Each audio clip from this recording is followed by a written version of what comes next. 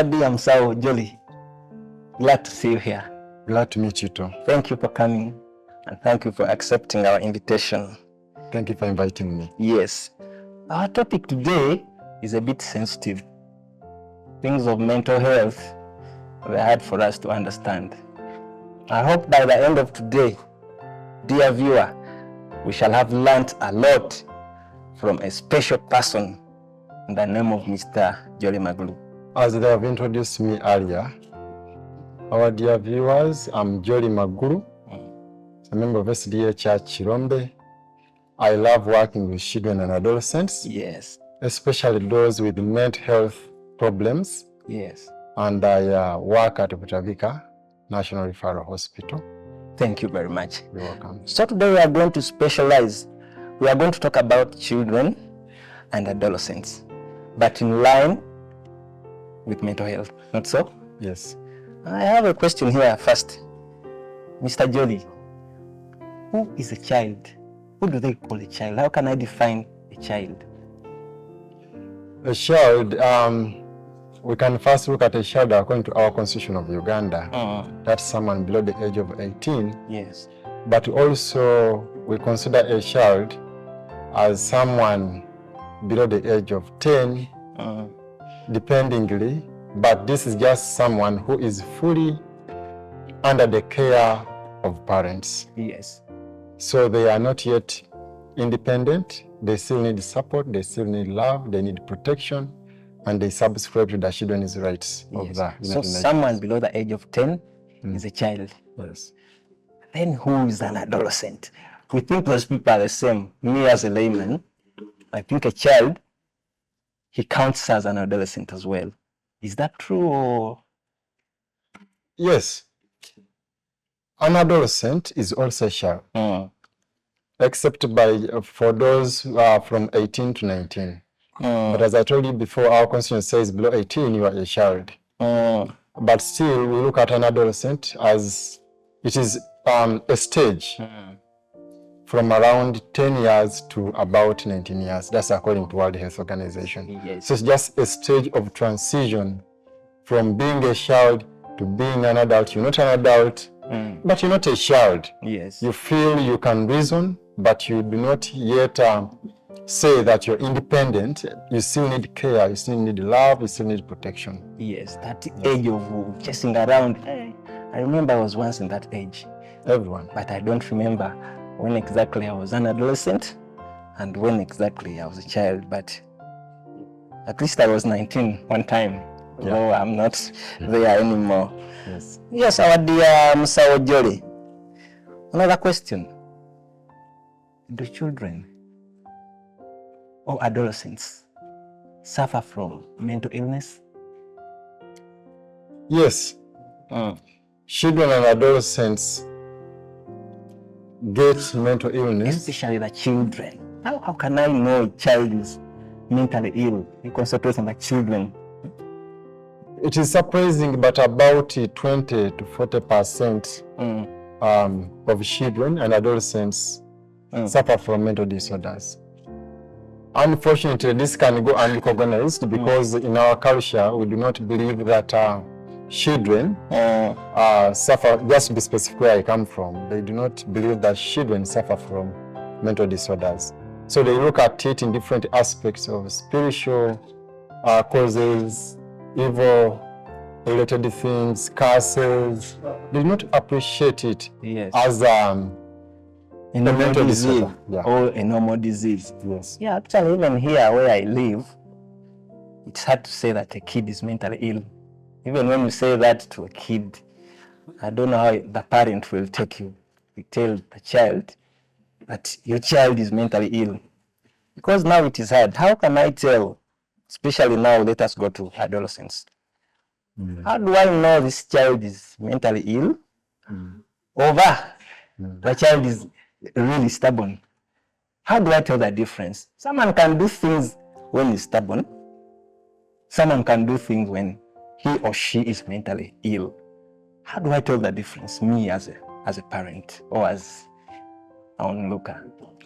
To get the difference between the two, first we need to appreciate that there are different stages of development.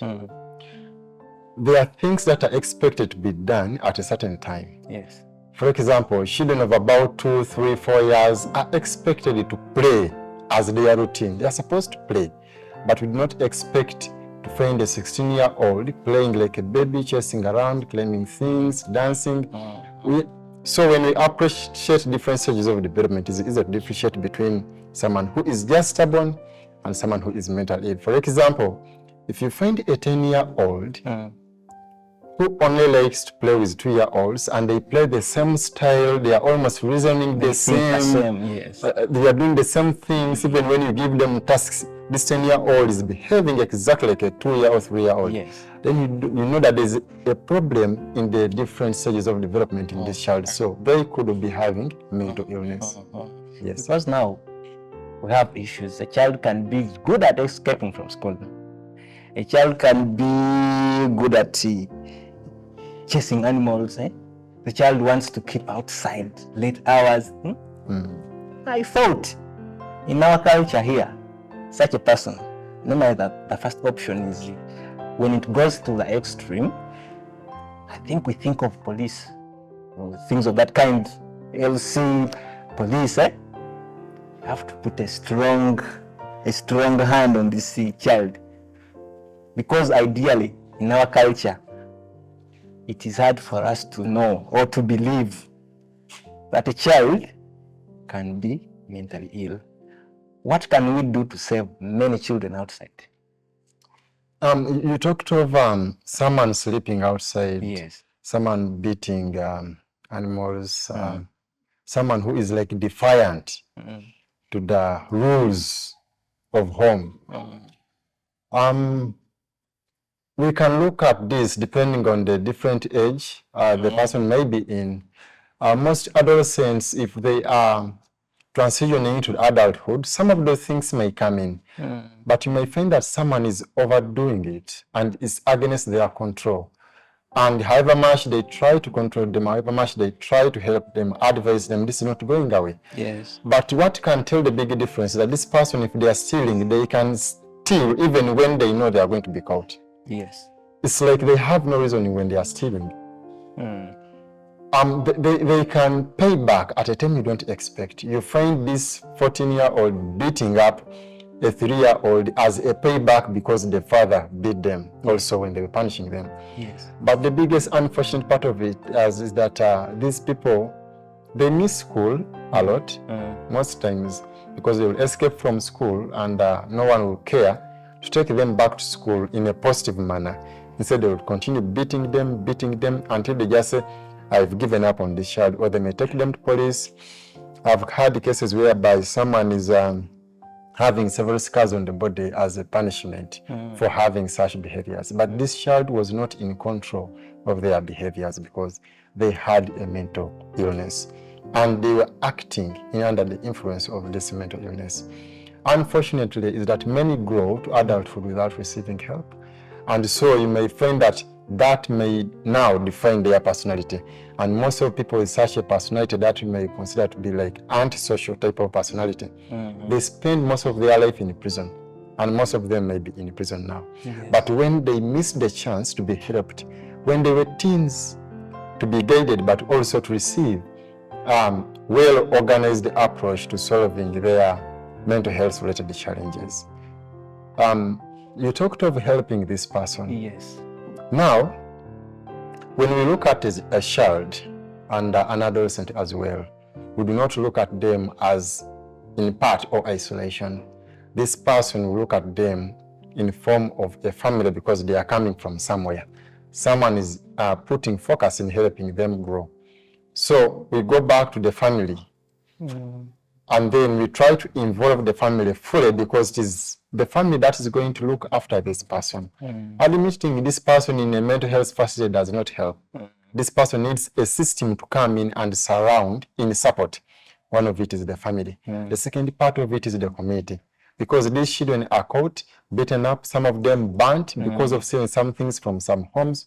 So when the community receives information about this condition of the child, you may find that when this happens, they positively react Yes. in a need to help and not necessarily to punish the act.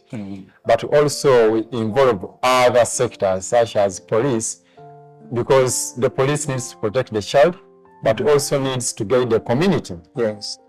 in helping the child and not necessarily punishing the child. So you may find that given time, it takes time, but given time, some are helped. Just because sometimes parents are not willing to put in that much time to help this child. Thank you very much, Musao Joy. And thank you, our dear viewer, for watching this show, Health Talk, SDA Church Chirombe. Musao, there are many questions. I think our viewers will have questions to ask. We shall put a link on that channel there. You'll ask your questions. But let me ask one question here. When it comes to mental health, here in Uganda, we know mental health. When you talk of that, we know Butabika Hospital. But here's a scenario. There is one having issues like that. That person is in Igulu, that person is in Mubende, person is where? Is there any other way those people can be helped, especially those who are far from the Butabika Hospital you come from, the one we know? Is there any other health facility that handles that mental health issue? Yes. Uganda has now moved to decentralizing or providing services nearer to people. You might find that every district hospital, every regional referral hospital at least has a mental health worker. At least that is happening now. I'm sure of it. So even if you're deep in what type of district, there's a general facility, not even a regional referral near you. You need to just go there, take your child, explain your problem, but you can ask for a mental health unit. Yes. Those people are there to help. Yes. And then you receive help. You don't have to travel all the way from wherever you are to Butabika, because as I've told you, this child may not need admission. So for this health worker to work with the community, it is better when they are near you, like within your district. Yes. So when you go to your nearest hospital, you may receive the best approach to helping the child. Can I get that same help at any police station? Is it possible? Is there a section of mental health? Because when you go to police, we know there is a section for family issues. There's a section for what. Is there a section in our police force where I can take that child, then they see how they can help? The police understands well the laws in relation to child protection, and this is where this child can be taken. I think they are probation officers. They really understand some of these conditions, and if you take your child there and explain that problem, they will guide you. No, you know what? Just take this child to this place, and then we shall start from there. Yes. But just because sometimes people misuse the police, they want to take the child to sleep there, or be beaten up, or be arrested, something like that. But they are under age, 12, 13, 14, 15. The police won't accept. But they will guide, because there's that unit, and they understand these issues well. So yes, you can receive help from police. Thank you very much. You're welcome. I hope it has been a good discussion, dear viewer. We hope to host you again, our Musao. I know many questions are still hanging up there, our dear viewer. Hope the next time we call you, our dear Musao, you will come and help us the more. I will. Please feel free to check into that channel. We shall host Musao again. Many other series are coming. As we conclude, let us have a word of prayer. Yeah, Musao. Thank you. Let's pray. Loving Father in heaven, we thank you for this beautiful time you've given unto us. We thank you for the study you've allocated unto us. And may what we have learned be a blessing to others. May it inspire everyone watching this channel. It is a humble prayer in Jesus' name.